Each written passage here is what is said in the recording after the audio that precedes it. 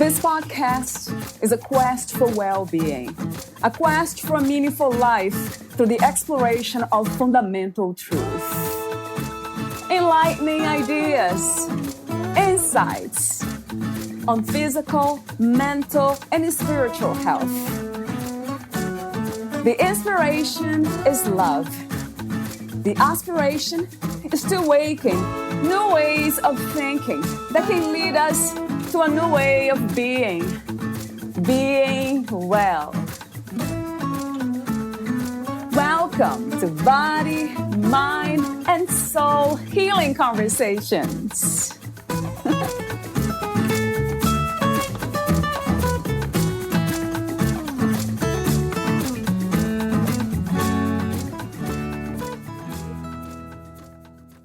Have you ever noticed your conversations with your brain? We call it thinking. Thinking is like a private conversation we all have with our brains about what is happening in the world, what we hope will happen, what the challenges may be, and how we will try to make our lives as amazing as we can. Sometimes thinking makes things better. Sometimes thinking makes things hard. The more we know about the brain, the more we can work together with it to fill our lives with great adventures that are more interesting and fun in school and life. Focusing on stories, how the brain makes up stories for us to live in, and how knowing this can help us build even better life stories for ourselves is important. What makes a great story? Are you ready to write your own? Valeria interviews Madeline Claire Weiss. She is the best-selling author of G.R.E.A.T, a 5-step strategy for work and life based on science and stories, and What's Your Story? Building your best adventures in school and life. Madeline Claire Weiss, LICSW, MBA, BCC, is a Harvard-trained licensed psychotherapist, mindset expert, and board-certified executive, career and life coach. She is the founder and former chair of the School Business Partnership in Acton, Massachusetts, and served as a parenting education facilitator for the Massachusetts court system. Madeline is currently an outreach volunteer with the DC Tutoring and Mentoring Initiative, DCTMI. Her co-authorship includes a chapter in the Handbook of Stressful Transitions Across the Lifespan. Madeline has been a mental health practice director, a corporate chief organizational development officer, and associate director of an educational resource program at Harvard Medical School. Madeline's work has been featured on NBC, W4W Radio, Fox 5 DC, and Talk 4 TV.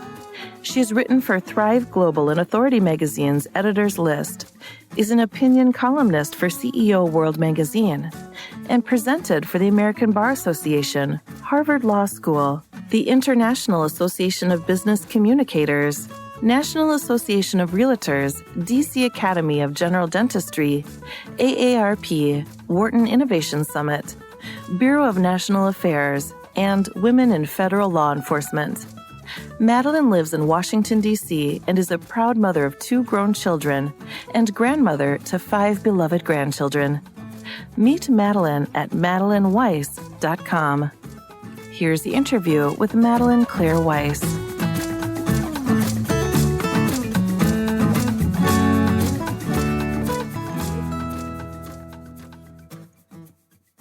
In your own words, who is Madelaine Weiss?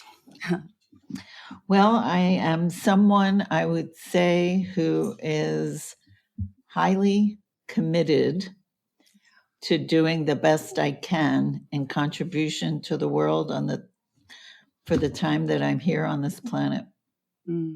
Yes, that's beautiful to hear. When did you make this commitment, or when did you become inspired to do what you're doing today? It's hard to pinpoint the exact moment of that. I think you know that I have a story from earlier in my childhood that I certainly think had a part to play in why I'm always so on fire to help as much as I can in every way that I can. And that is that when I was 15 years old, My father passed away suddenly, Yeah. and the doctor said it was a cerebral hemorrhage. Right.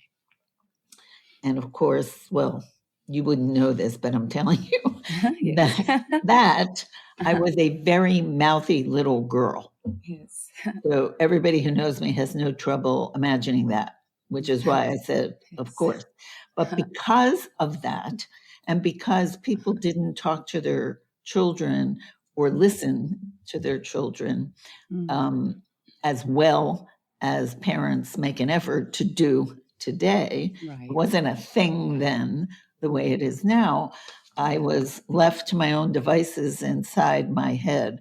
My thing is that the mind makes up stories and we live in them as if we think they're true. And to know that is to be able to make up better ones. But my story back then, which was not a very good one, was that because I was so mouthy, they used to call it fresh, Yes. that he died of me. And there was this moment years later at the cemetery when I broke down with my mother about how all my fault it was. And she said, "No, honey, it wasn't you. It was work." So no surprise, today I help busy executives, entrepreneurs, professionals get to a place of greater happiness, health, and prosperity and productivity in their lives so they can thrive and not have to go the fate of my dad. Right. Wow. Yes. What's not to love about that? It's what comes to mind is what some people have said here, that we make meaning out of suffering, in that, like the stories the mind, the brain creates.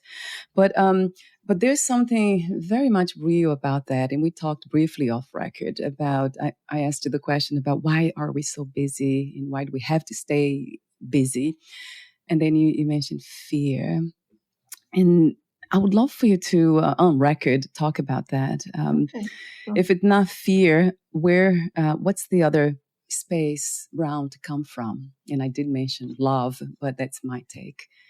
What's your, what's you say fear and I hear driven.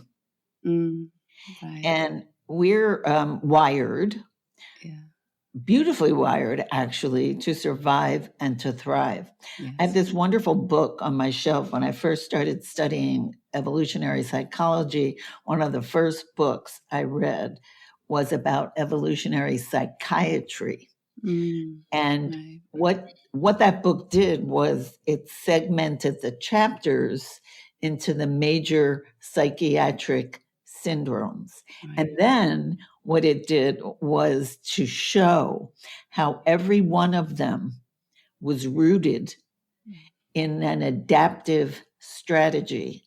So the problem wasn't that the strategies existed. That was a good thing. Right. But when they are unregulated or for some reason run amok, they become a problem. So you and I were discussing earlier that there are these existential threats right now that we're all aware of. So, like, for example, we can all notice the climate changing and we're not sure what that means or where that's going.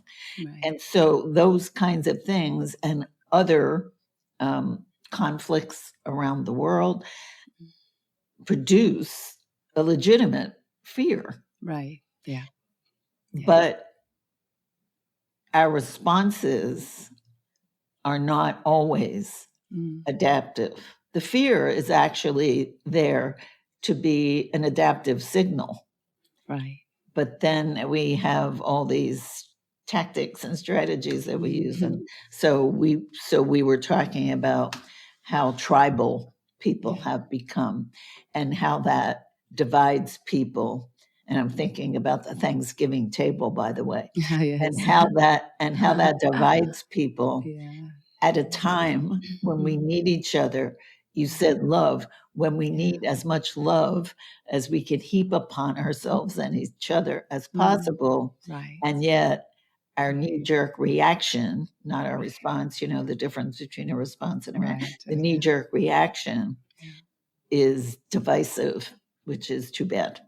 Yes. Yeah. Yes. Yes. Yeah. And that makes me think about something that I talked recently about breathing exercise here, and we're doing like this meditation, this very powerful breathing technique, and I was doing with my guest. I forgot her name now, Samantha. And then she asked me to breathe through my mouth. And that's something that I usually don't do. I kind of trained myself to breathe through the nose, inhale, exhale.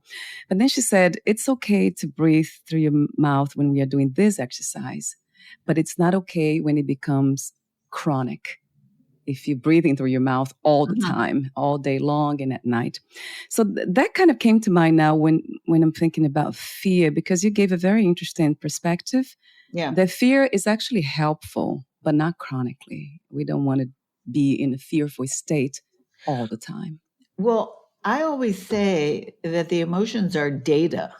They're not directives, and the emotions are not supposed to drive the bus. Right. So the emotions, if you take the hand, this is audio, so. Oh, yes, I can see you. All right. Yeah, so, we'll meet again. Okay, well, it's online. It's called The Hand Model of the Brain by Dan Siegel. And it makes a fist with the thumb in the middle. Right. And the thumb is the center of the emotions. And when that thing, even if it's something positive, I have a client who gets so excited when the investors are sweet talking him that he can't think straight about how to conduct his business with them. So I want to straighten that out. People think the trouble is only when they're upset about something bad. You can be just as mindless when you're excited about something good. But the idea is that when the emotional center is flailing around, what it does is it knocks the prefrontal cortex offline. So you don't really have access to the higher thinking centers. What's better than that, and I'm going to go back to your point about breathing because I have something to say about that. So is when you do polyvagal breathing, which is filling the belly instead of the chest. When you do that and it calms the nervous system, it takes it from sympathetic to parasympathetic, which is calming and clearing.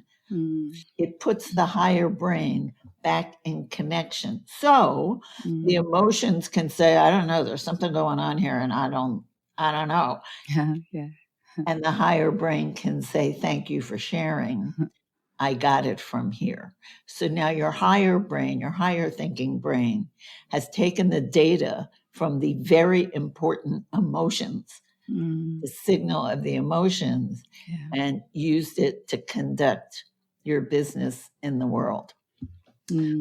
On my website, at the top, there's a tab at madelineweiss.com where there's a PDF on something I call power breathing. Right. And I call it that. It's really polyvagal breathing, but I call it power breathing because I think it's so powerful in our lives. It's a 30-second mindset reset. And I go in through the nose and out through the nose. And the reason for that is I discussed this years ago with an MD. And I said to him, I hear these breathing exercises and some do the mouth and some do the nose. And I want to make sure I get that right. Yes. Can you help me with that? And what he said is that when you're trying to energize yourself in through the nose and then the push out through the mouth does that. But when you're trying to get really clear and really smart and really focused, it's in through the nose and out through the nose. And you said that you've come to automatically breathe through your nose. And I have read numbers of times that we would all be healthier if we all breathed in and out through our noses. Right. So Yes, I just want, yes. yeah. Yeah, thank you for saying that too, because we do have a lot of misunderstandings when it comes to breathing. Yes, intuitively, I do both, in and out through the nose.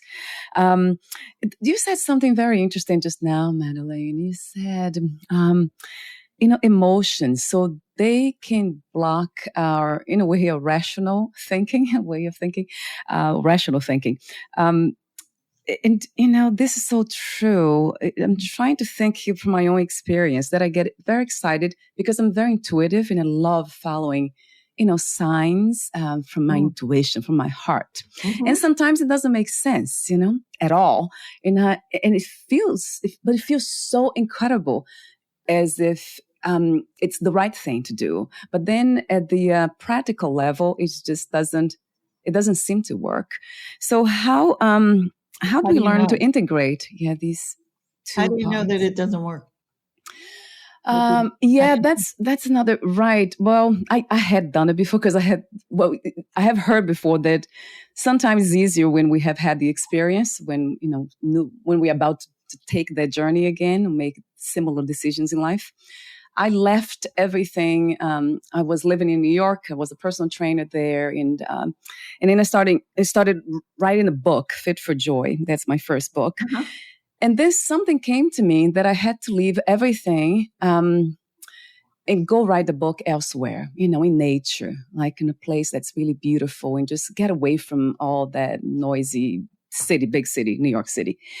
And I did. So I just left and I went to France. I mean, I just knew some people. They said, "Oh, I have a place. You can stay there, and that's not a problem." It was a problem when I got there. It was a problem. So I did that before, and I really followed the heart, the positive, beautiful emotion. And then it worked out, let's say. It did, I'm still alive, but I went through a lot of, let's say, unnecessary suffering, I would say. Being around people that they are not really, let's say, they were still angry, and I could not understand why I found myself in those. Well, you didn't know that beforehand, right? Right, I didn't know. Okay. No. Here's what I have to. First, I'm sorry that you had to endure that. Second, I'm gonna give you some big numbers. All right. Yes. Okay. I need that. Okay. There are 6 times 70 million zeros, bits. If you can even fathom that number, I can't. But 6 times 70 million zeros, bits of information in the universe. Out of that, the senses send 11 million bits of information per second to the brain. Right. Out of that, we are consciously aware of 50, 50 bits of information. Yeah. So I always say anybody who thinks they know anything is sorely mistaken, because none of us is playing with a full deck. None of us has any way to know like what perfect information would be. Right. So I made up this saying that I live by, which is, it's not the decisions we make, it's what we make of those decisions once we have made them. Because none of us can possibly have access to perfect information ever. But you went, you had your experience, and you course corrected. And honestly, I believe that's all any of us is ever doing when we're doing our best. We make a decision with the best information we have, and then we course correct, and then we do it again, and then we do it again. Humans make 35,000 decisions every day. Wow. And there's something now called decision fatigue. Oh. So that's why we have to take such good care of that 3-pound blob of tissue between our ears. So you were a fitness instructor, so a lot of people try to take really good care of their bodies, but not not enough of us, let's say, really take seriously fitness for the mind. Yes, a billion yes to that. That was one of the reasons why I had to leave the business, of fitness, competition, and all that. Because I noticed, I felt that was not holistic.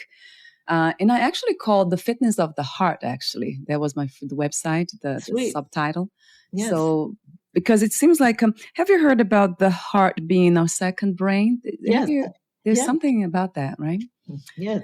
So, so there's, for me, has been my guiding principle, like follow the heart.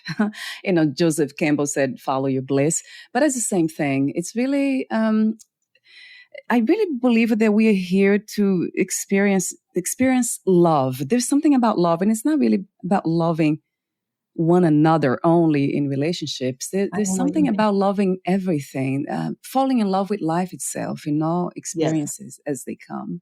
There's something about that. I don't know. I had a boss who walked into my office one time. This was years ago. Yeah. And he said, "Hi, what are you going to do to make yourself happy today?" Yes. A strange question. And what a good question. Yes. So good that decades later, I'm still thinking about that. I had an experience sort of like the one that you described. Yeah. When I moved from Massachusetts, I was working at Harvard Medical School. Yeah. I had a beautiful home, wonderful friends. My family was here in DC, but I was in close and frequent contact with them. Right. And life was good. And it came to me like it came to you, that I wasn't going to sit in the same spot for the whole rest of my life. And now was the time to do something different. And I remember having dinner with a group of colleagues the night before I moved from Massachusetts to DC. And they said to me something like, what do you think you're going to do? Like, you're just going to walk into DC and go, ta-da, here I am. And all the clients are like going to come running. And I said, because I gave up a good job. Right. I was moving with no income. Yeah. And I said, I'm going to try that. And everything, the sale of the condo that I was living in went like a breeze. They were begging for the unit. I found a place I love in less than a day when I came. Everything fell into place so beautifully. Right. And I said to a friend of mine, it's really astounding because that doesn't always happen. And it was amazing, like just how everything right was happening. And she said to me, when you're doing the right thing, then that's how it goes. And it has been the right thing. I've been here since 2013. Right. And it just feels right. And the decision making, I teach decision making now. Yeah. So the decision making and the decision making process, I think, really leads to a kind of contentment. And also, I want to throw this in. Yes.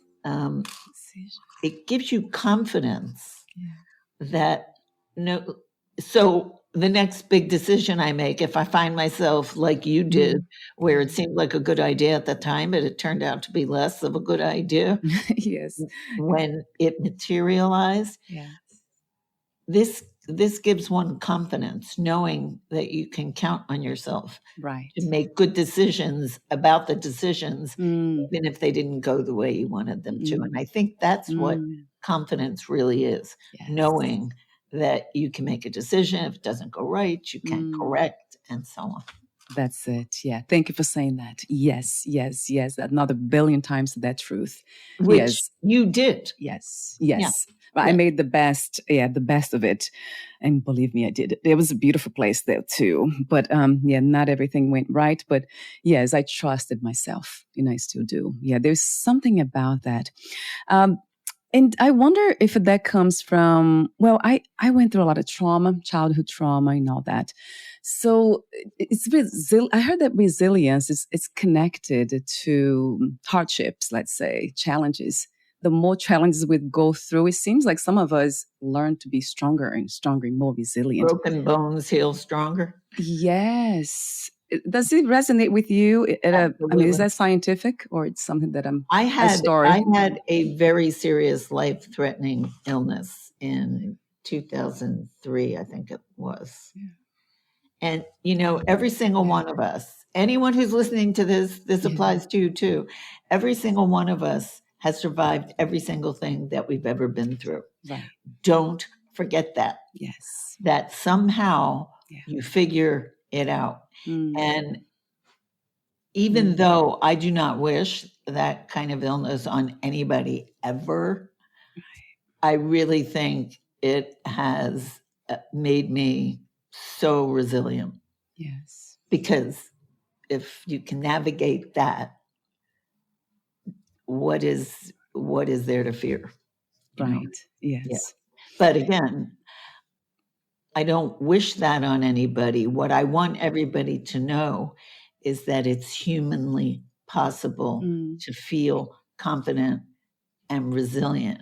And I don't think you necessarily have to go through a life-threatening illness to have that. I want you, people would always say to me back then, it made you so strong. And I would say, thank you so much. But I want you to know I see it a little differently. Everyone is that strong. That whatever that was available to me is available to everyone inside themselves. We don't know it necessarily until we need to draw on it. But wouldn't it be great if everybody would dig in there and pull that strength out without having to have a life-threatening illness? Yes. Gosh, that's another. I love your wisdom. Oh, this timeless wisdom that you just allow to flow through you. Thank you so much. No, thank you. That's to me, that's divine. That's spiritual. I'm really. Well, that's really what I breathe. For years, it's spirituality. That's what really my foundation. You know that I studied at Veda Vedanta for 25 years. You did. You know that? I didn't. Yeah. No. Yeah. That makes sense. That makes a lot of sense then. I don't put that on my resume. I suppose I could, but because it actually did more for me than probably anything else. So. Yes. I strongly feel, it's not a belief system anymore. It's just it's a feeling, intuitive knowing that the more we get to know what we are, even more than who we are, then something happens. It's just incredible. Anyway, gosh, I could talk to you forever about that, but let me go back to your book. So you have written the latest book. It's titled, What is Your Story? Building Your Best Adventures in School and Life, a personal development workbook for kids. So that's the latest book that's on Amazon already. But you have you wrote another one titled Getting to Great. And GREAT, I believe, is an acronym here. It is.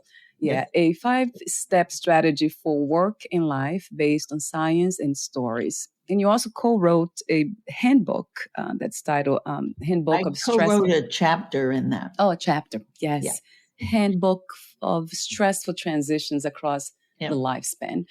But talk to me about what is your story? This is a very insightful topic. That's another one that I like to think of this first one, Getting to Great, as the one for adults on mastering your mind. Right. And then the new one is for the kids on mastering their mind.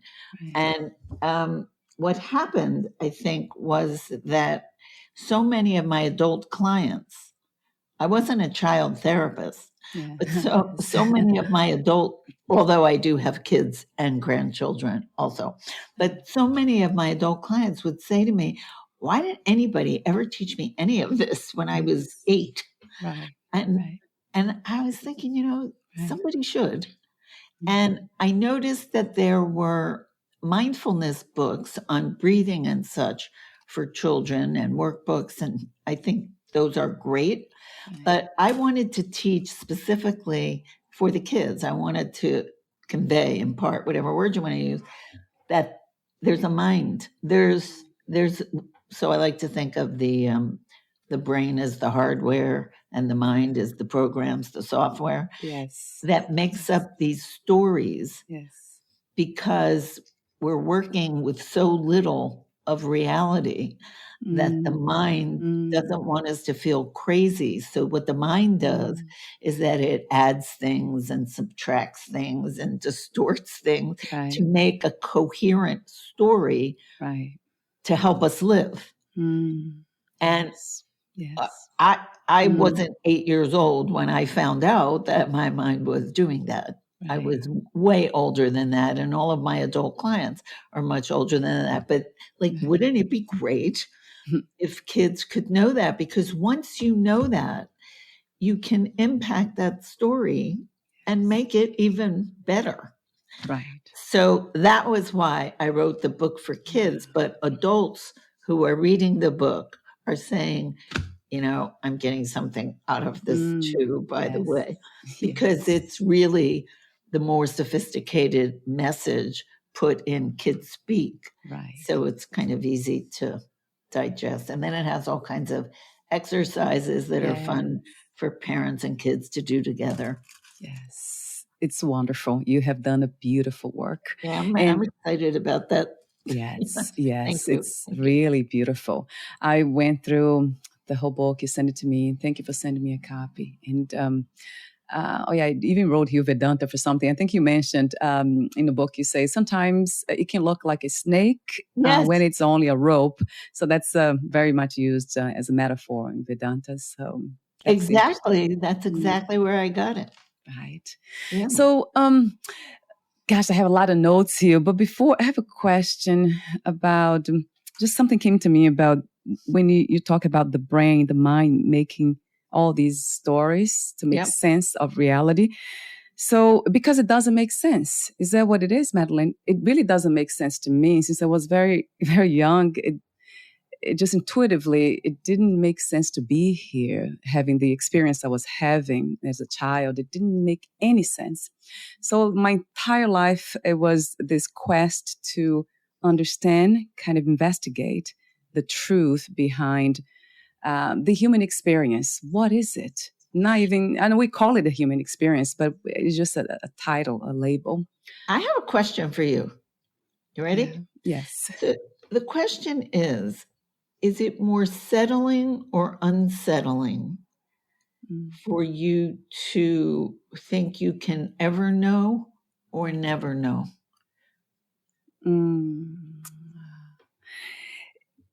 It feels to me that's not, it's not knowledge even. I know Vedanta, they talk a lot about knowledge and ignorance, but it's something about the realization of something that's already here.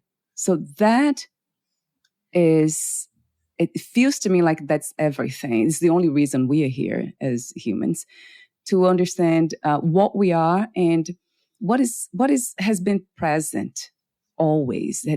There's something here that if we really investigate, it has been always here, in a sense that's timeless, it's infinite.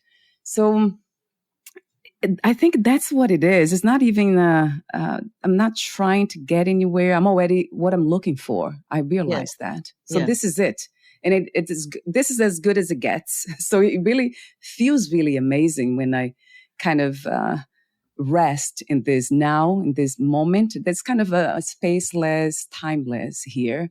And it feels incredible. It feels almost like a gift, but I don't know if I can say that. Of course you can. Yeah, I don't know if I can say that. Oh, really? That's interesting. Why? A gift, huh? A gift. Is that a gift to be here? Yes. What greater gift can there be? Yes. You see, that's beautiful that you said that, because something in me looks for confirmation when it comes to this idea of the soul. Have you heard about the concept of the soul? I'm sure you have. Well, of course. Yeah, that there's a soul. I just recently became very interested in this idea because I always go for My main interest, really, for some reason, for the brain mind, is the whole picture. The let's say the broader picture of what this is. So when it comes to pieces of life, the body, the mind, the brain, the soul, that's complicated. And then I try to understand as much as I can. And you're very wise listening to you today. Just incredible how clear you are when it comes to navigating those part realities. But the wholeness, I'm very interested in wholeness. So the soul idea is interesting because it feels like it never dies, so it keeps coming back and kind of reincarnating or embodying, kind of acquiring a new body to have new experiences and all that. Mm-hmm. So that sounds interesting. It seems like we learn here whatever we can, and then we just go on living, dreamlike realities and just passing that on. So that sounds interesting, but I don't know. Humans, Darwin had said this, humans don't like not knowing. So that's why we fill in the gaps with a bunch of junk and make up these stories that are just stories. But the expression, the joy is in the journey. Yes. Here's where I stand on all of this. I find it, which is kind of why I was asking you, it was kind of a loaded question. Yeah. I find it calming to get that I'm never going to know everything there is to know. And that it is my right and responsibility to find the joy in the journey of the search for discovery. So it's not it's not that I think I'm ever going to get there, like where I'm going to know everything. How could I possibly? The human brain is just so small compared to the vastness of what there is to know that we don't know. So once we sort of give that up and realize that the joy is in our search, is in our learning. So I took a course at the Harvard Ed School once with Howard Gardner, who's the multiple intelligences guy. And I asked a question which he did not like. And the question was, I said, you seem to be using brain and mind interchangeably. Could you unpack that for us, please? And he kind of snapped at me and said, well, how about this? Let's take your brain out, put it on a slab, and slice a piece of it and see what's left of your mind. So at the end of the class, I went up to him and I said, I felt like you didn't like my question and I want to apologize if I was out of place. And he said to me, he said, it's fine. He said, you have epistemic hunger. So now I had to go home and look that up and find out because I need to, which is, funny because it's this having to learn, having to know. So I have a very strong drive to learn as much as I can, coupled with a calming humility that I will never know what there is to know. That the mysteries of the universe will always be mysteries. Yes.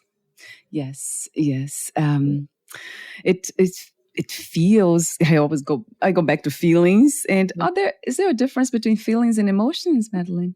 Do you see a difference? Okay, so I've looked that up so many times myself.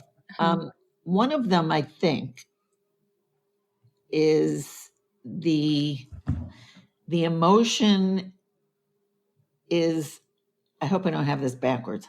One of them is the physiological response. Right.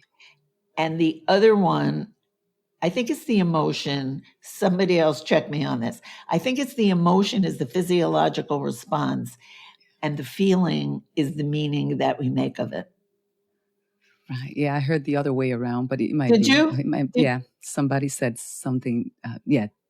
Feelings has to do with the body and physical sensations.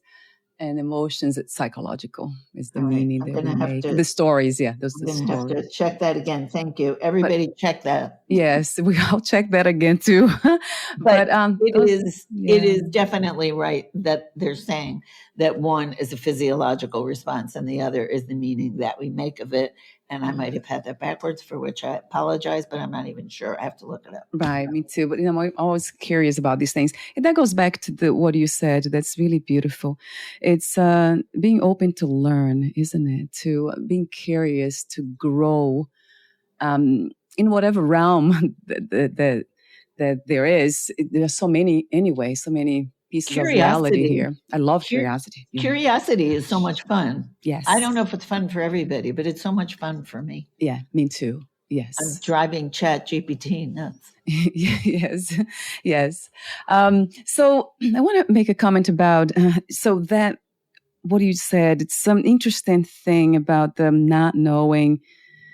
I think because we believe to be a person, to be a thing.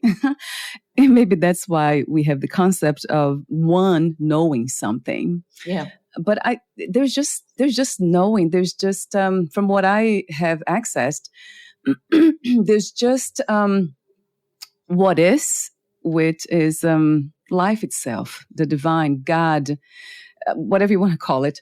I can use the word God here. So let's say the substance of everything is made out of God. God's not a thing. The divine is not a thing. So by knowing you see, you can't really know, but you can realize that you're made of that. So if you are made of divine, let's say dust, divine, it's not a thing. So it's kind of hard to describe, but to put it into words. So consciousness, that's what they use. Vedanta use consciousness a lot, pure consciousness. Yep. So it becomes like this dreamlike reality. It's not really a dream, but because it has a level of reality to it, of realness to it.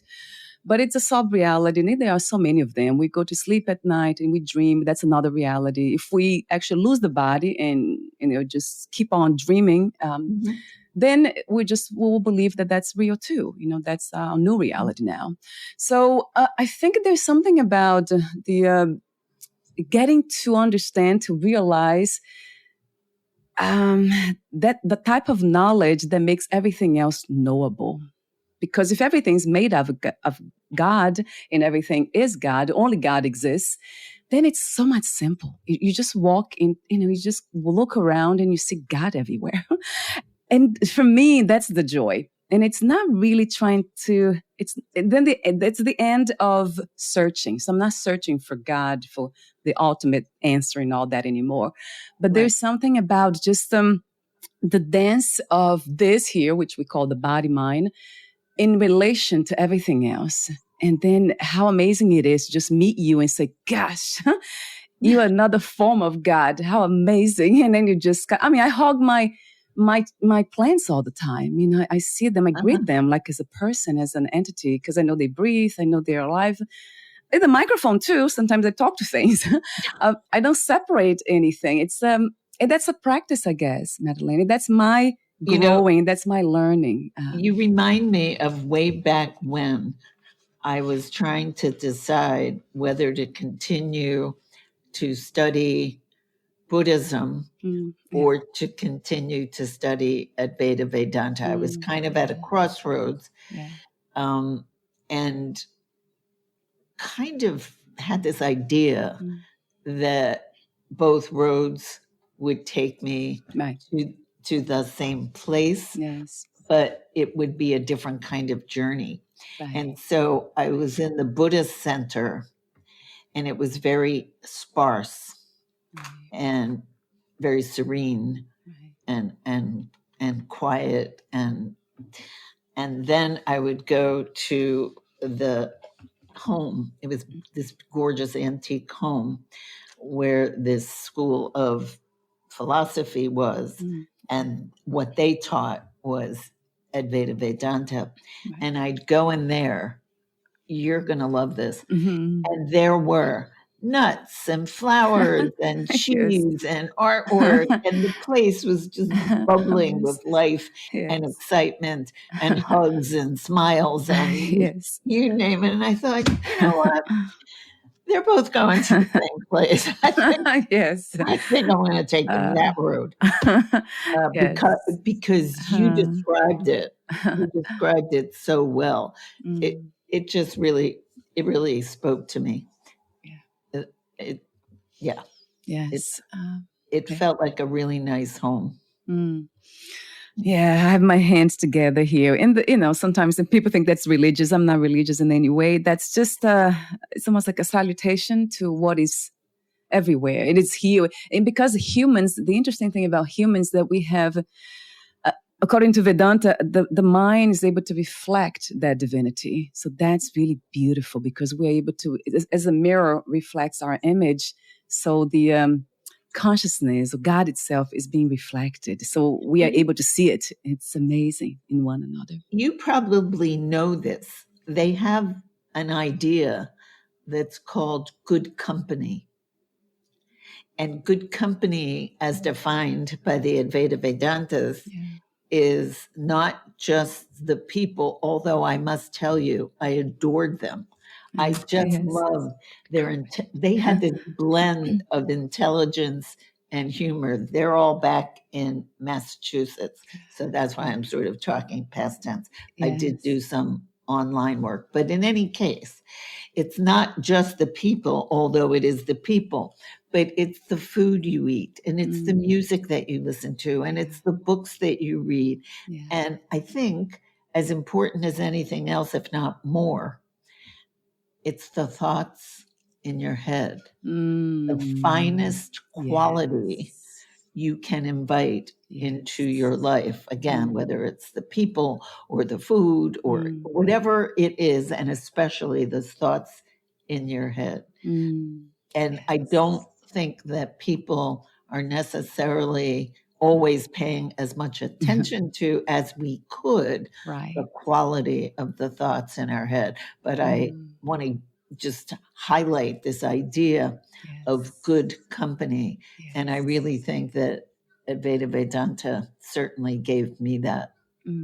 Yes, that's beautiful to hear. And it's so true.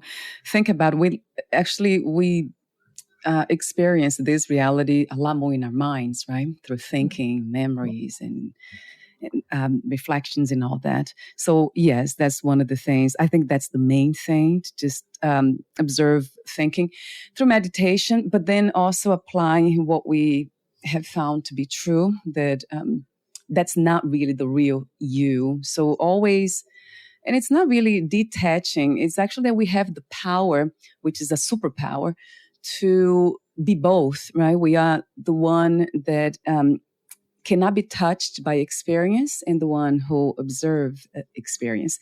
So we are the observed and observed. Yeah, and observed. That was the first thing they taught us that is with me still. You cannot be that which you observe, for then who is doing the observing. Remember that? Yes, that's it. Yeah, that's lesson number one. Right. They have a whole, you got to go through this whole system. It's a very scientific, I call them like the science of spirituality. I really do. And maybe that's why I became very interested. I wanted something that the brain could kind of understand, because a lot of times I didn't want to go by faith alone. Oh, just believe that.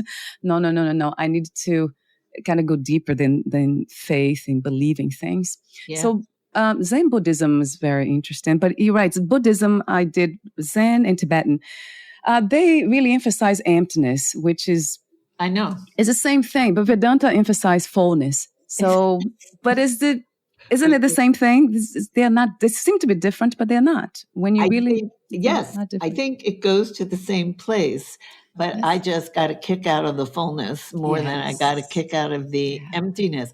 I studied mindfulness with John Kabat-Zinn, and I have huge respect for the practice and for him, of course.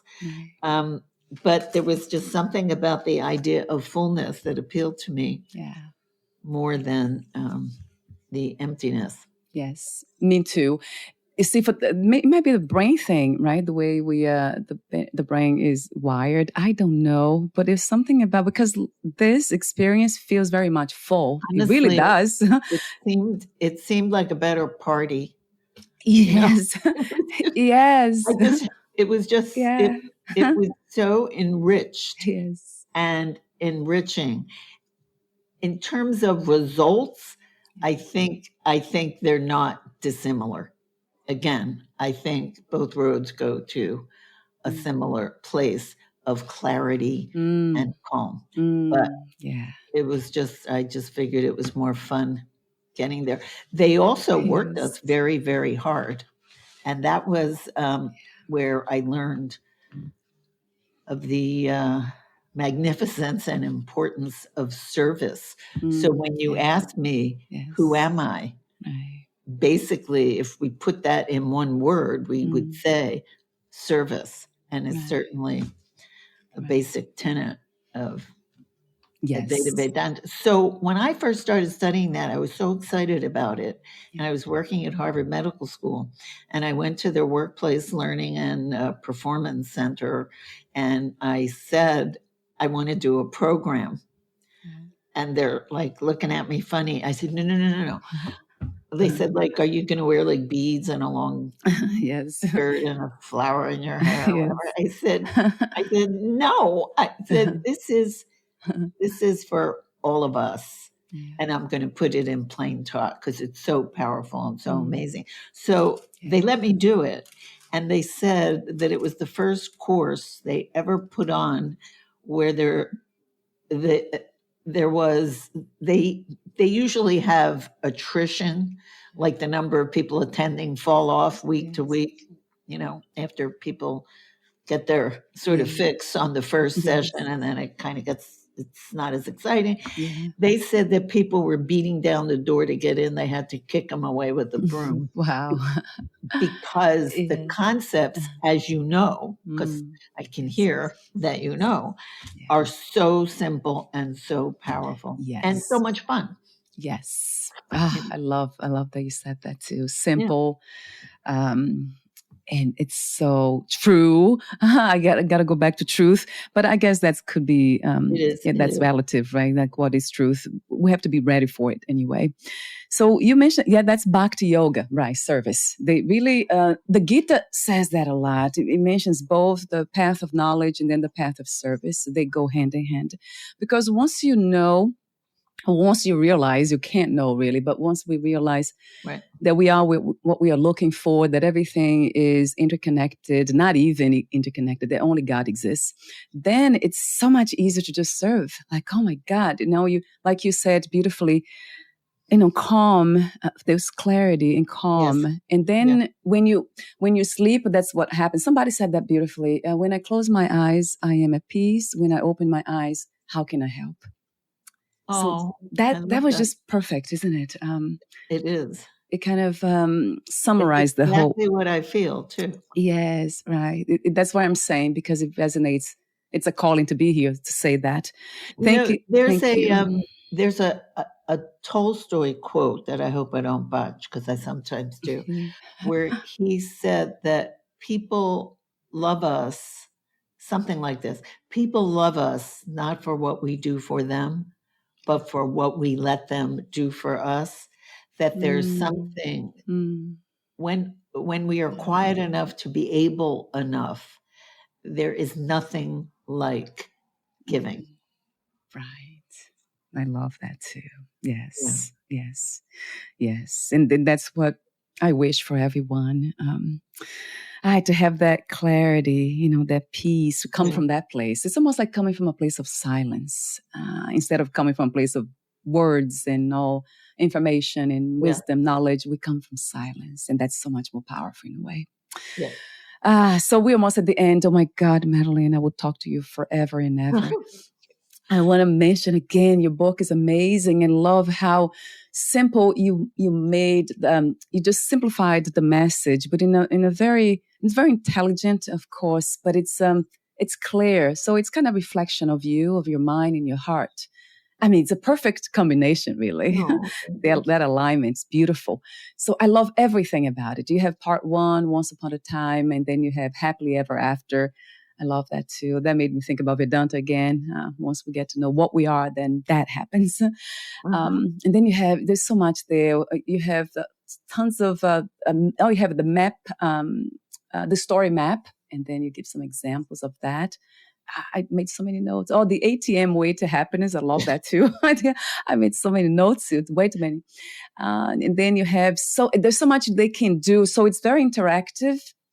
So you can just kind of write your own story in a way, kind of get to know yourself in a practical. Yeah. This dad who's a VP of finance, I had done some webinars for them on purpose-driven investment planning. Yeah. And I had mentioned that I was writing a kid's book. And he said, oh, you have to send it to me. I have 2 kids. I'd love to, blah, blah, blah.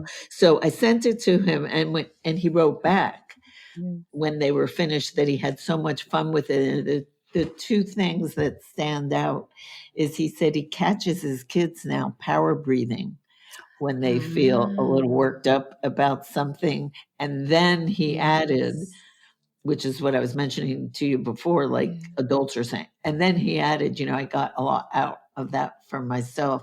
And the family has a common language. So he said that the kids call him out now when he's reacting instead of responding.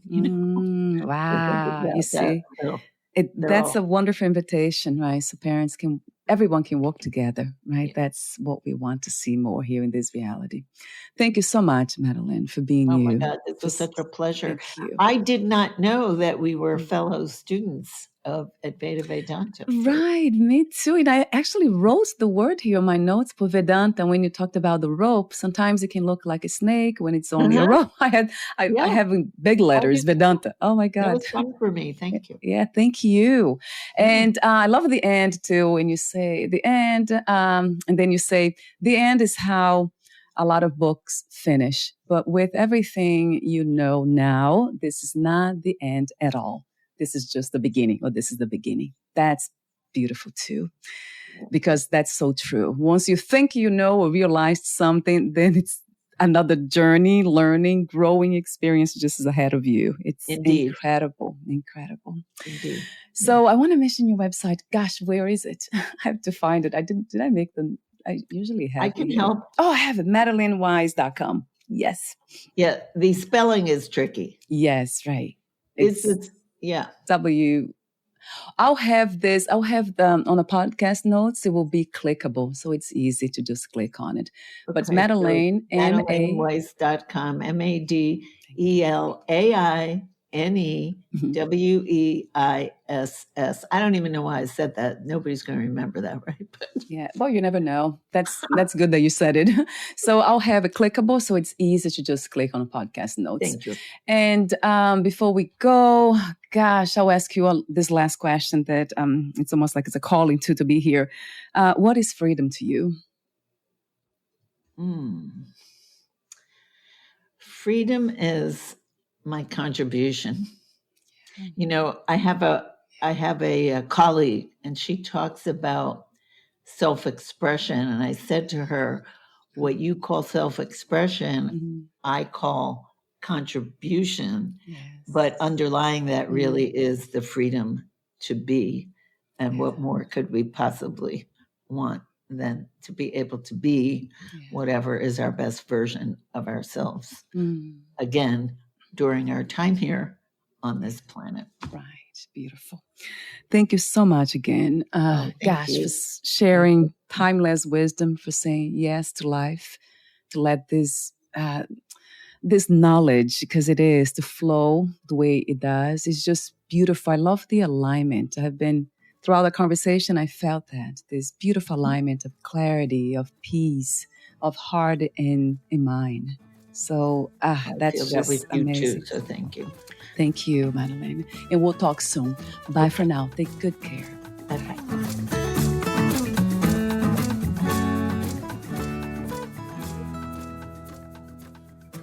Thank you for listening.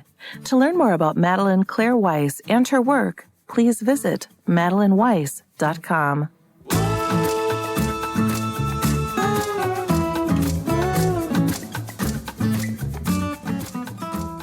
To learn more about this podcast, please visit fitforjoy.org/podcast. Thank you again for listening, and bye for now.